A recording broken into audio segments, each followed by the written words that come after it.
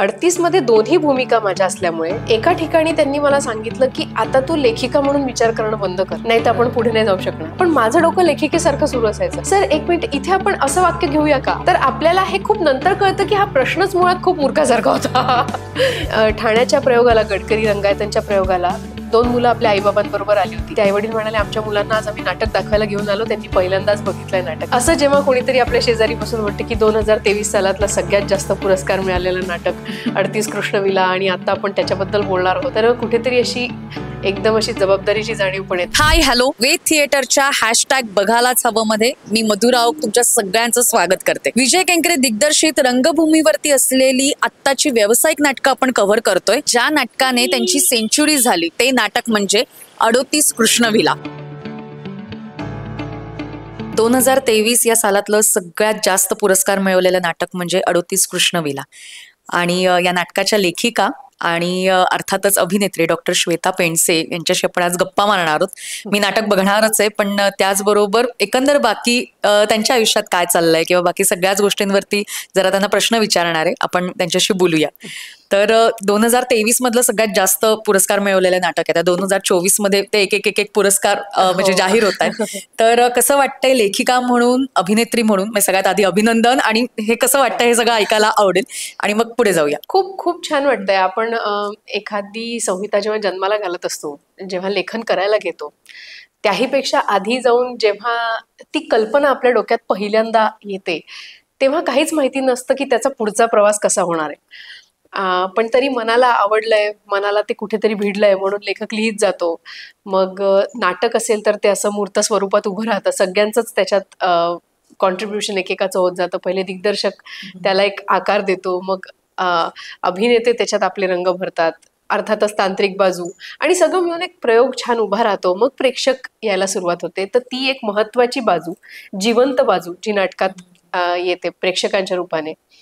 आणि मग तिथून मिळणारा प्रतिसाद, मग समीक्षा आणि मग पुरस्कार, हा जो सगळा प्रवास आहे, इट्स अ फुल सर्कल. छान वाटतं की म्हणजे प्रत्येक अवॉर्ड घेताना असं आठवायचं की किती पूर्वी आपण बोललो होतो नाही का या कल्पनेबद्दल सरांची, आणि कशी ती आपल्या डोक्यात आली आणि मग कसं ते लिहिलं गेलं. सो याच्यात न आवडण्यासारखं काय आहे? फक्त एकच होतं की असं जेव्हा कोणीतरी आपल्या शेजारी बसून म्हणते की 2023 सालातला सगळ्यात जास्त पुरस्कार मिळालेलं नाटक 38 कृष्णविला आणि आता आपण त्याच्याबद्दल बोलणार आहोत, तर कुठेतरी अशी एकदम अशी जबाबदारीची जाणीव पण येते की अरे.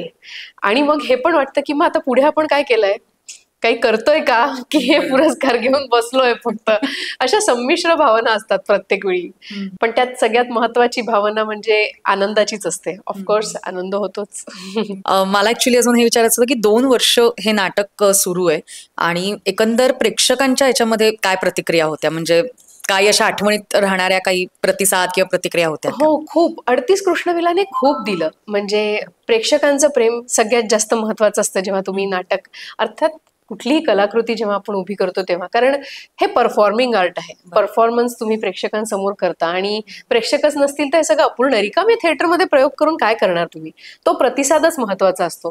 तर सगळ्यात आधी तर खूप छान वाटलं जेव्हा प्रेक्षकांनी याला खुल्या हाताने आपलंसं केलं. कारण मुळात जेव्हा हे नाटक रंगमंचावर आणलं तेव्हाच लॉकडाऊन मधून थोडंसं सूट मिळत सगळं मोकळं होत होतं. एका माणसाने दुसऱ्या माणसाला सांगून की बाबा रे हे नाटक बघ, अशा या नाटकाला प्रेक्षक खूप आलेत. कारण या नाटकाचं आपण म्हणावं तसं रूढार्थाने मार्केटिंग आम्ही काही करू शकलो नाही. आजकाल जे खूप करतात की रील्स बनवतात, या नाटकाचा विषयच असा आहे की रील्स कसे बनवणार आम्ही ते करूच नाही शकत आहोत. अशी तुमच्यासारखी उत्सुक मंडळी जेव्हा काहीतरी प्रश्न विचारायला येतात आणि असा संवाद होतो तेव्हा नाटकाबद्दल काहीतरी बोलता येतं. समीक्षा आल्या, त्या चांगल्याच आल्या, त्याचा काहीतरी उपयोग झाला. हे तर खूप होतं की लोक एक प्रयोग बघायला येतात आणि जातानाच आम्हाला सांगतात आम्ही पुन्हा हे बघणार आहे. बरं, पुन्हा ते येतात तेव्हा ते रित्या हाताने येत नाही. ते आम्हा दोघांसाठी ना काही पुस्तकं घेऊन आलेले असतात. ते आम्हाला वाचायला काहीतरी देतात, त्यांना आवडलेली पुस्तकं. आत्ता कोल्हापूरला जेव्हा आम्ही रिसेंटली प्रयोग केला तेव्हा त्याच्यानंतर एका गृहस्थांनी आमच्यासाठी वैजयंतीची माळ करून आणली होती. ती माझ्या हातात त्यांनी ब्रेसलेट घातलं. दीनानाथच्या एका प्रयोगानंतर एक काकू आल्या, त्यांनी माझे दोन्ही हात हातात घेतले. म्हणा तुम्हीच ना श्वेता पेंडसे, ज्या हातांनी हे नाटक लिहिलंय ते हात माझ्या हातात द्या मला. आणि त्यांनी असे डोळ्याला लावले. आता बोलताना माझ्या अंगावर काटा येतोय. मी सांगू नाही शकत या नाटकाने काय दिलंय आम्हाला. गिरीश सरांना मिठी मारून 5-5 मिनिट रडणारी मंडळी मी बघितलीये, की ते बाहेरच येत नाही त्याच्यातून. आणि त्यामुळे सर तुम्ही काय करताय, काय केलंय. या दादर मधले गृहस्थ आहेत जोशी म्हणून, त्यांनी मला हे नाटक बोलून रेकॉर्ड करून पाठवलं. इतके वेळेला त्यांनी ते बघितलं की त्यांना हे संवाद पाठ आहेत नाटकाचे, आणि तरीही ते येतात. ठाण्याला घाणेकरच्या प्रयोगाला एक काकू आल्या आणि त्या म्हणाल्या की मला नाही बुवा तुमची साडी वगैरे दिसली, मी डोळे बंद करून हे नाटक ऐकत होते. मी 5व्यांदा या नाटकाला आले, वय होतं त्यांचं, पण तरी त्या आल्या होत्या. एक मुलगी सरांकडे आली, तिच्या हातात 25 तिकीटं होती नाटकाची. ती म्हणजे 25व्यांदा मी हे नाटक बघते. सो हे असं नाटक आहे, ते परत परत लोक येतात आणि म्हणतात की परत परत आम्हाला हे बघायला ऐकायला आवडतंच. या नाटकाचं हे असं काहीतरी आहे. तर जेव्हा लिहायला सुरुवात केली असते तेव्हा हे नसतं माहित ना की याचं हे असं होणार आहे किंवा आपण असं काहीतरी लिहितोय. किंबहुना हा विचार करून जर लिहिलं तर अपेक्षाभंगाचं दुःख पदरात पडून काहीतरी वेगळंच नैराश्य येऊ शकतं. आपल्याला जे वाटतंय ते लिहावं, ते पोहोचतं जर मनापासून ते लिहिलं गेलं, मनापासून त्याच्यात जीव ओतून सगळ्या गोष्टी झाल्या, ऍक्टर्सनी ते मनापासून जीव ओतून केलं तर प्रत्येक प्रयोग आवडतोच. आणि खूप खूप आनंदाची आणि समाधानाची गोष्ट आहे ही, आणि भाग्याची पण, की डॉक्टर गिरीश ओक यांच्यासारखा को आर्टिस्ट आहे मला, म्हणजे इतका सिनियर, इतका मोठा नट. ते खूप जीवातून काम करतात. 225 प्रयोग, आता 17 ऑगस्टला 225वा प्रयोग आम्ही करू. आजपर्यंत एकाही प्रयोगात चालढकल नाही झालेली आहे की करून टाकू प्रयोग, कितीही काही असू दे. इंदोरला तर 2 पात्रांचं नाटक आहे, प्रत्येकाने खूप बोलायचं आहे याच्यात, पण इंदोरला एका दिवशी 3 प्रयोग आम्ही केले. पण 3ऱ्या प्रयोगाला आलेली व्यक्ती असं म्हणू शकत नव्हती की हे दमलेले वाटतायत. आणि ही एनर्जी मला त्यांच्याकडून मिळते. म्हणजे माझं असं आलं होतं 3ऱ्या प्रयोगाला, अच्छा अजून एक प्रयोग करायचा आहे आपल्याला अजून. सर असे होते की हा चला करूया. सो ती एनर्जी मला त्यांच्याकडून पहिल्या प्रयोगापासून आजपर्यंत मिळत आली आहे. सुदैवाने आमचं ट्युनिंग खूप छान आहे, म्हणजे ऑफ स्टेज पण आम्ही खूप छान संवाद आहे, इंटरॅक्शन आहे, देवाणघेवाण आहे वैचारिक बाकीच्या गोष्टींची. सो मला असं वाटतं हे सगळं जेव्हा असतं तेव्हा ते पोहोचतंच प्रेक्षकांपर्यंत, आणि म्हणून प्रेक्षकांना पण ते आपलंसं वाटायला लागतं, असं वाटतं की हे बघावं. एकदा व्यक्ती फॅमिली बरोबर येते, मग नंतर ती मित्रांना घेऊन येते. ठाण्याच्या प्रयोगाला, गडकरी रंगायतांच्या प्रयोगाला 2 मुलं आपल्या आईबाबांबरोबर आली होती, आणि ते आईवडील म्हणाले आमच्या मुलांना आज आम्ही नाटक दाखवायला घेऊन आलो, त्यांनी पहिल्यांदाच बघितलंय नाटक. तेव्हा ती दोघं अशी अशी वगैरे अगदी साधी होती. काही दिवसांनी पार्ल्याच्या प्रयोगांना ती दोघं आली आणि ती म्हणाली आम्ही बाबांबरोबर आलो होतो मागच्या वेळेला, आज आम्ही दोघंच आलोय भाऊ बहीण, आता आम्हाला छान नाटक बघायला मिळालं. पण त्यांना ते नाटक पुन्हा बघायचं होतं. मग त्यांनी मला प्रश्न विचारले, त्यांनी इंटरॅक्शन केलं, आणि ते म्हणाले की प्रत्येक नाटक असंच असतं का? मग म्हटलं आता तुम्ही बघायला सुरुवात करा नाटकं. अँड दे वर हॅपी. सो हे असे खूप वेगवेगळे अनुभव आलेले आहेत या नाटकाच्या निमित्ताने. आणि मला ऍक्च्युली अजून एक हे विचारायचं होतं की त्याच्यामध्ये आता म्हणजे विजय केंकरेंच्या नकळत सारे घडले मध्ये सुद्धा तू काम करतेस, पण तिथे अभिनेत्री म्हणून आहेस आणि इथे लेखिका आणि अभिनेत्री असं आहे. पण मग लेखिका म्हणून विजय सर तुला दिग्दर्शक म्हणून कसे वाटतात आणि अभिनेत्री म्हणून असताना कसे आहेत, म्हणजे दोन्ही बाजूने? खरं म्हणजे खूप विद्वान आहेत ते, त्यांच्याकडे खूप ज्ञानाचं भंडार आहे, आणि सगळं त्यांच्या लक्षात असतं, किती किती जुने संदर्भ आणि सगळं त्यांच्या लक्षात असतं. त्यांनी नाटक खूप जवळून पाहिलंय लहानपणापासून, आणि त्यांचा अभ्यास खूप गाढा अभ्यास आहे त्याच्यावरचा. पण कुठेही त्यांच्याशी वागताना ते तसं नाही वाटू देत तुम्हाला की मी खूप ज्ञानी आणि तुम्ही मूर्ख. नो, प्रत्येकाला असं वाटतं की हो आपण यांच्याशी बोलू शकतो, आपण यांना प्रश्न विचारू शकतो, जे एका दिग्दर्शकासाठी खूप महत्वाचं आहे. ऍक्टर्स जर तुमच्याशी खुलून बोलूच नाही शकले तर काय उपयोग? You are the captain of the ship, right? So you have to make everyone comfortable in the team, that he does. तर ती कम्फर्ट लेवल आधीपासून होती. महारथीच्या वेळेला आमचं तसं त्या मानाने फार कमी इंटरॅक्शन झालं. 38 कृष्णविलाच्या वेळेला योगायोगाने सरांनाच मी याची वनलाईन आधी सांगितली होती काही वर्षांपूर्वी, आणि म्हटलं सर असा एक विचार आहे डोक्यात, तर कसं वाटतंय? तर ते म्हणाले छान आहे. म्हटलं मग कसं होईल हे नाटक? म्हणजे संहिता लिहिल्याशिवाय कसं सांगणार, तू आधी लिही. आणि ती 6 वर्ष लागली मला ते नाटक लिहायला. लिहिल्यानंतर सरांची पहिली प्रतिक्रिया ही होती की आपण हे करतोय. आणि मग तालमीच्या दरम्यान मुळात मला सरांचं हे आवडतं की ते आधी हे समजून घेतात की लेखकाला काय म्हणायचंय. याच्यातली दोन्ही जी पात्र आहे, देवदत्त आणि नंदिनी, यांचं काय म्हणणं आहे हे ते लेखकाशी बोलून खूप समजून घेतात आणि मग त्याच्यात त्यांचा पर्स्पेक्टिव्ह ऍड होतो, जे की व्हायला पाहिजे. दिग्दर्शकाचा दृष्टिकोन त्याच्यात येणं खूप महत्वाचं असतं आणि सरांसारख्या माणसाचा तो वेगळा असतोच. तर मीच लिहिलेली नंदिनी सरांमुळे मला वेगळी वाटली. सरांनी मला खूप कमी पण महत्वाचे बदल सुचवले, जे आम्ही तालमीच्या दरम्यान केले. थोडासा एक हे येतो ना, तुम्ही 6 वर्ष त्या कॉन्सेप्ट बरोबर, कल्पनेबरोबर घालवले असता, तर मी आडमुठेपणा नाही म्हणणार, दुराग्रहीपणा पण नाही म्हणणार, पण एक असं असतं ना की नाही पण मला हेच हवंय ना, असं ते एक थोडंसं येतं. कारण तुम्ही तितका काळ त्याच्याबरोबर घालवला असता ना, अचानक कोणीतरी 6 वर्षांनी येईल आणि तुम्हाला सांगेल की हे बदलायला हवं. पण मग अशा वेळेला ते विजय केंकरेंसारखी ती व्यक्ती असल्यामुळे, ते विजय केंकरे असल्यामुळे तुम्हाला विचार करायला ते भाग पाडतं कुठेतरी, की नाही ह्यांना असं का वाटलं असेल. तर त्यांचा लेखनावरचा, नाटकाच्या क्राफ्टवरचा पण अभ्यास इतका सखोल आहे की ते बरोबर सांगतात की नाही इथे हे हवंय आणि फायनल असतं की तू माझ्यावर विश्वास ठेव आणि आपण हे करूया. 38 मध्ये दोन्ही भूमिका माझ्या असल्यामुळे एका ठिकाणी त्यांनी मला सांगितलं की आता तू लेखिका म्हणून विचार करणं बंद कर, नाही तर आपण पुढे नाही जाऊ शकणार. कारण खूप गोष्टी होतात ना, करता करता तुम्हाला वाटतं की म्हणजे मी तालमीत असायचे, असे गिरीश सर आहे तशी मी आहे, ते त्यांची वाक्य बोलतायत, पण माझं डोकं लेखिकेसारखं सुरू असायचं. सर एक मिनिट, इथे आपण असं वाक्य घेऊया का, असं ते तिथे होत होतं. कारण ते ऐकायला मिळत होतं ना मला, मीच लिहिलेली वाक्य ऐकू येतात, ती पहिली प्रोसेस सुरू होते. आतापर्यंत देवदत्तचाही आवाज माझाच येत होता ना माझ्या कानात, तिथे चेहरा नसल्यामुळे. पण गिरीश सर आल्यावर आणखी काही काही सुचायला लागतं.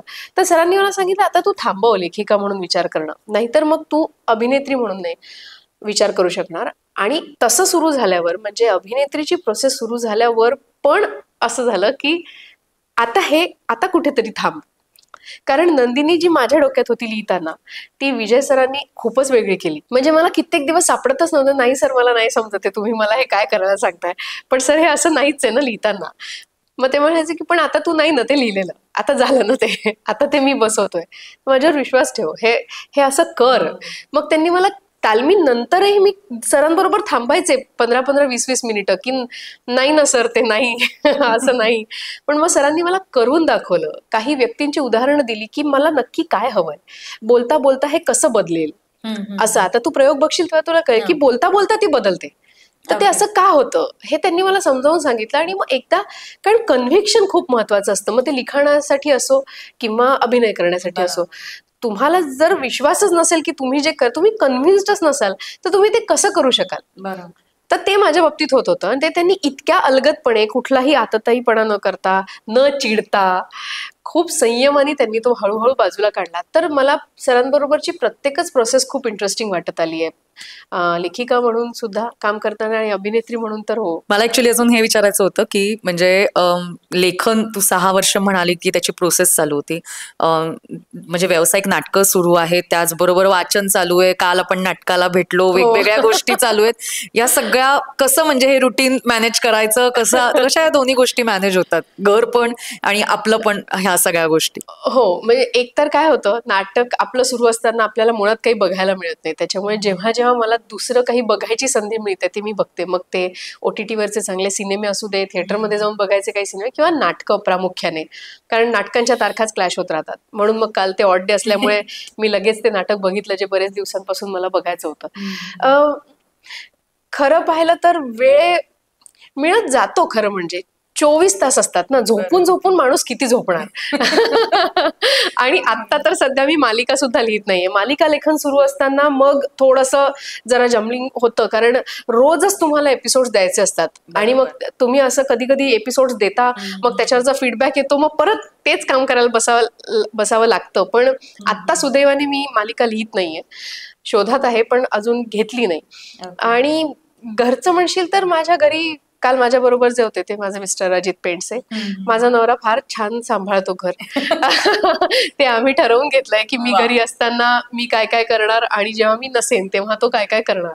तर आत्ता तरी जास्त वेळ तोच घरात असतो, त्याच्यामुळे we both are homemaker on and off. आम्ही आणि we both are working on and off. पण हे अंडरस्टँडिंग आहे. आणि असं काहीतरी करायचं असलं की हे अंडरस्टँडिंग नवरा बायको मध्ये लागतंच. तर भक्कम आधार आहे. शिवाय पोर रडकं नाहीये, ते समजून घेतं. आई प्रयोगाला जाते म्हटल्यावर तो विचारतो कशाचा प्रयोग आहे आज, वेदभर विचारतो ना. मी सांगितलं 38 कृष्णविला, तर त्याचा फार काही इंटरेस्ट नसतो. पण नकळत सारे घडलेच्या प्रयोगाला त्याला यायचं असतं, कारण प्रशांत निशा दोघं फार छान मैत्री झाली त्यांच्याशी. आणि आता त्याला परफेक्ट मर्डर बघायचं आहे, कारण आई पोलीस आहे त्याच्यात. पण हे या सगळ्या गोष्टी मॅनेज होतात. थोडीशी time management is the key, ती करावीच लागते कुठेतरी. पण असं सगळ्यांनीच ठरवून करायचं म्हटलं तर साधतं सगळ्यांना. आणि आता अर्थात शेवटचे 2 प्रश्न आहेत. तर पहिला त्याच्यातला विचारून घेते की आता 38 कृष्णविला ज्यांनी पाहिलं नाहीये, तर त्यांना आपल्याला काय आव्हान करता येईल, की ते आता म्हणजे 225 प्रयोग झालेत, आता येऊन बघा, किंवा जे तुला वाटतंय. 38 कृष्णविला एक नाट्यानुभव आहे, वेगळा नाट्यानुभव आहे. आणि हे नाटक मुळात भावनांवर बेस्ड आहे, नातेसंबंधांवर बेस्ड आहे. तर वेगळं काही बघण्याची भूक असणाऱ्यांनी हे नाटक बघायला पाहिजे. रंगभूमीवरती काही नाटकं असतात जी सगळ्यांचं मनोरंजन करतातच सरसकटपणे. काही नाटकं असतात जी बघायला हवी आपण एक नाट्यरसिक म्हणून. मला खूप आनंदाने आणि अभिमानाने हे सांगावं असं वाटतं की 38 कृष्णविला त्या नाटकांपैकी एक आहे, असं मी नाही, नाट्य क्षेत्रातल्याच दिग्गज मंडळींनी म्हटलेलं आहे. त्यांच्या जर का तुम्ही बाईट्स ऐकल्या, 38 कृष्णविलाचं जे इंस्टाग्राम पेज आहे त्याच्यावर सगळ्यांच्याच प्रतिक्रिया आहेत.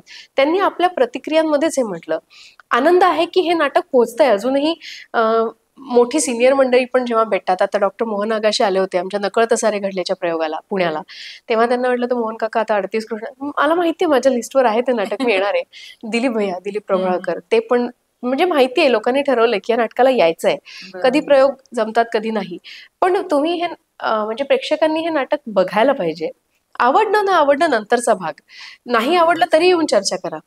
पण जिथे आम्हाला असं वाटलं होतं की अमेरिकेत हे कसं रिसीव्ह होईल, कारण तिथे जनरली विनोदी नाटकं जास्त सक्सेसफुल होतात, पण 38 कृष्णविला फार आवडलं, तर ही खूप आनंदाची गोष्ट आहे. आणि आता शेवटचा प्रश्न, की मध्यंतरी असं एक म्हणूया की वावटळ थोडं उडलं होतं की लेखक हे काही कलाकार नाहीत, असं एक स्टेटमेंट आलं होतं. आणि तू स्वतः एवढी प्रथितयश म्हणजे लेखिका आहे, तुझं इतक्या छान खरं तर म्हणजे व्यावसायिक नाटकं चालू आहेत, किंवा अभिनेत्री आहेस, सिरियलही लिहितेस, तर मग कसं वाटतं हे सगळं ऐकताना? नाही, हे चुकीचं आहे काहीतरी. ऍक्च्युली लेखक कलाकार नाहीत. मला असं वाटतं ते मूळ ते डायरेक्टिव्ह जे आहे, ज्याच्यावरून म्हाडाची सदनिका त्या लेखकाला देण्याचं जे नाकारलं, तर मला असं वाटतं आधी त्याच्या मुळाशी जाऊन हे बघायला पाहिजे की त्या डायरेक्टिव्ह मध्ये नक्की काय लिहिलेलं आहे. ते तिथे त्यांनी लिहिलं असेल, ते जे लिगल डॉक्युमेंट एक असतं जिथे लिहिलं जातं की कोणासाठी आर्टिस्ट म्हणजे आम्ही कोणासाठी या सदनिका देतो आहोत, तर तिथे जर त्यांनी म्हटलं असेल की परफॉर्मरसाठीच, जो स्टेजवर किंवा स्क्रीनवर परफॉर्मन्स देत असेल, तर हा वादच हे होतो. म्हणजे मग त्या अधिकाऱ्यांनी जे स्टेटमेंट केलं ते मोडीतच निघतं. मग ते डायरेक्टिव्ह बदलायला पाहिजे. मग आपण तिथे याचिका केली पाहिजे की मग सर असं नका ना करू. मग लेखकांना पण द्या, दिग्दर्शकांना पण द्या. मग तुम्ही आर्टिस्ट ज्यांना म्हणताय त्याच्या अंडर हे पण ऍड करा, असं आपल्याला बोलता येईल. लेखक कलाकार नसतो कसं काय? लेखन ही कला नाही का? मग जर का त्याला ती कला अवगत आहे तर तो कलाकार आहे ना. चित्रकारी कलाकार आहे. आता याच्यात 2 हे असतात, एक फाईन आर्टिस्ट, फाईन आर्ट्स याच्यामध्ये, आणि परफॉर्मिंग आर्टिस्ट, परफॉर्मिंग आर्ट मध्ये जे येतं. ह्या 2 कॅटेगरीज असू शकतात, पण आर्ट तर आहेच ना, कलाकार तर आहेच. तर लेखकांनी मुळात लिहिल्याशिवाय पुढचे कलाकार करणार काय, दिग्दर्शक करणार काय? तर हे तो घोळ तिथून झालाय की मुळात ते लिहिलं काय हे न तपासता ते सगळं उठलंय. पण हो, मग ते असेल तर याच्यात दुरुस्ती अशी करायला पाहिजे की मग आर्टिस्ट कॅटेगरीमध्ये तुम्ही या सगळ्यांना त्या सदनिका द्यायला पाहिजे. तिथे लेखक कलाकार नाही हे जे बाहेर आलं, मला असं वाटतं घोळ ते तिथपासून तो चेक करायला पाहिजे. आणि अजून एक मला विचारायचं होतं की ते स्क्रीन रायटर असोसिएशन कडनं आता रॉयल्टी करता खरं तर मीटिंग झाली, आणि ती आता मिळणार आहे असं हे झालं. सो म्हणजे कसं वाटतं की आता चांगला चेंज आहे हा, कारण सगळ्यात डावलले गेलेले लेखकच असतात. सिनेमाच्या पोस्टरवर लेखकांना क्वचितच स्थान असतं. मालिका लेखनामध्ये असं होतं की टीआरपी खाली गेला की आधी लेखकाला बाहेर काढतात. सगळ्यात वल्नरेबल रोल लेखकाचा असतो, सगळ्यात जास्त मेहनत लेखक करत असतो. शूटिंगच्या याच्यात आपल्याला असं वाटतं की ऍक्टर्स लोक हो, पण 16 तास काम केल्यानंतर ते घरी जातात, पण all the round the clock लेखक लिहित असतात. सो छान गोष्ट आहे, लेखकांसाठी अशा आणखीन गोष्टी व्हायला पाहिजे. आपल्या गप्पा अशाच चालू राहतील. प्रयोगाचा वेळ झालाय, सो त्यामुळे खरंच थँक्यू सो मच इतका वेळ दिल्याबद्दल. थँक्यू, आणि प्रयोगा करता ऑल दी बेस्ट. तर तर बघायलाच हवं असं हे 38 कृष्णविला. खरं तर हे नाटक वन टाइम वॉच नाहीये, म्हणजे दोनदा तीनदा अगदी आवर्जून बघण्यासारखं. आणि आमच्या सारख्या पिढीला ज्यांनी फायनल ड्राफ्ट सारखं नाटक पाहिलंय त्यांना बऱ्याच वर्षांनी वाचिक अभिनयावरती पकड असणारं असं एक दमदार नाटक बघायला मिळतंय. त्यामुळे ही संधी अजिबात चुकवू नका. जर का तुम्ही 38 कृष्णविला हे नाटक पाहिलं नसेल तर बघायलाच हवं. विजय केंकरेंची अजून बरीच नाटकं आम्ही घेऊन येणारच आहोत, पण तोपर्यंत लाईक करा, शेअर करा, सबस्क्राईब करा आणि फॉलो करा वे थिएटरला आणि बघत राहा #बघायलाच हवं.